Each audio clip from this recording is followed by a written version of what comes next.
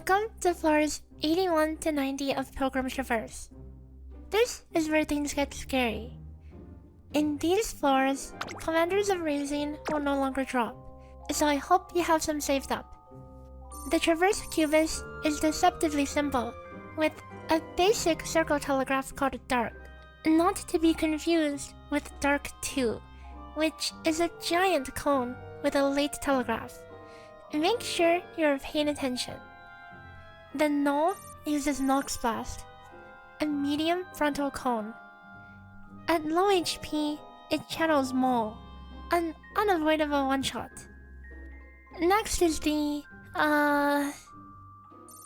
Invoked Gremlin uses Claw, a small frontal cone. It also applies a very potent slow effect that is not affected by diminishing returns. And if that wasn't bad enough, it also overwrites your haste effect. This can be blocked with Purification. The Traverse Rider Patrol casts Vodifer,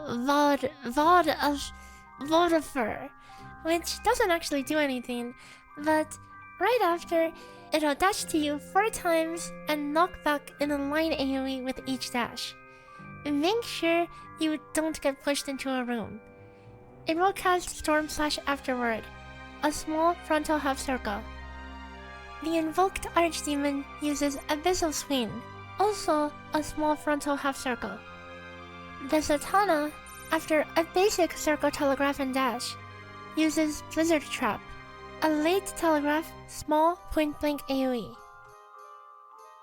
Next is the Succubus Patrol, which uses Passion's Heat, a targeted AoE that inflicts a lethal pyretic that instantly kills you upon any action, including that of your pet or turret. You can avoid this via line of sight. The Invoked Troubador has 2 abilities: Inner Demons, a small point-blank AoE, and Dark 2, a large frontal cone that is typically used when someone's at range. The cast is very fast, and if you aren't already moving with the intention of outranging or line of sighting it, you likely won't be able to get out of it. Be very wary and don't let your guard down.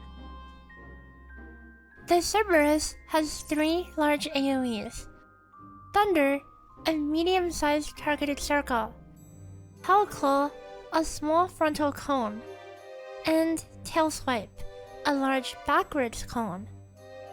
Unlike a lot of other mobs, it randomly uses any of these abilities regardless of position, so it may Tail Swipe when nothing is behind it.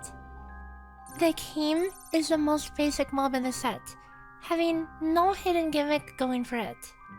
It does have a room-wide gaze, but it's telegraphed, so surely nobody will get hit by this one. The Humbaba Patrol casts triple or quadruple blow, empowering its next 3 or 4 attacks.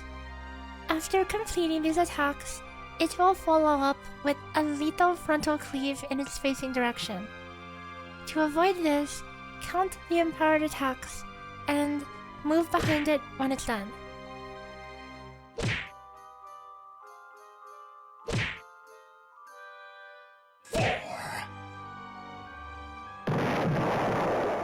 The Traverse Cama uses Claw and Tail, which consists of a small frontal line followed by a small half circle to the back directly after. Finally, the Baal is one of the most dangerous mobs on the set. It does a room-wide out-of-combat AoE that one-shots, and in combat, it uses a giant line AoE, Abyssal Ray. This attack is not avoidable via line of sight, so you must dodge it. On floor 90, we are faced with Malacoda, the penultimate boss. With either Steel or Bark Bomb, non-tanks may survive 1 mechanic, though it's always recommended to use both when in doubt. The first mechanic is Backhand, which is a 270-degree AoE. The safe spot starts directly behind his hands. For easy reference, look at the small arrow in his hitbox range and stand behind it. Next, he will use 4-back Folly or Twin Wind Treachery, while spawning 4 portals around the arena.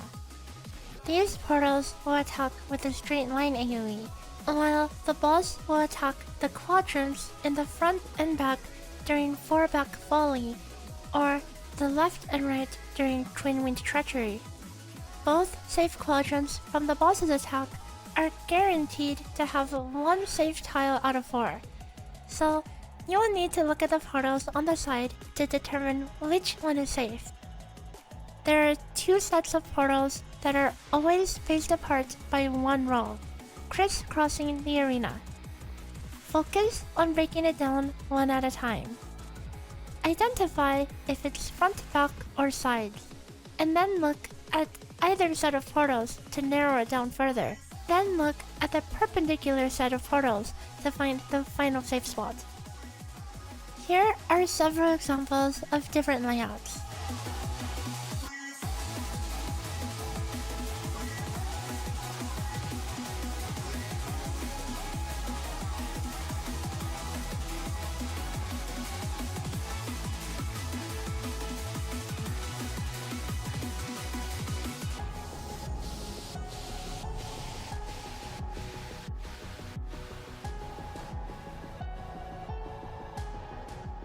After this, he will do another backhand, followed by the other pattern he did not use previously.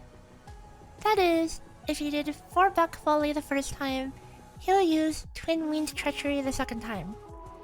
Look at the portals and find the safe spot.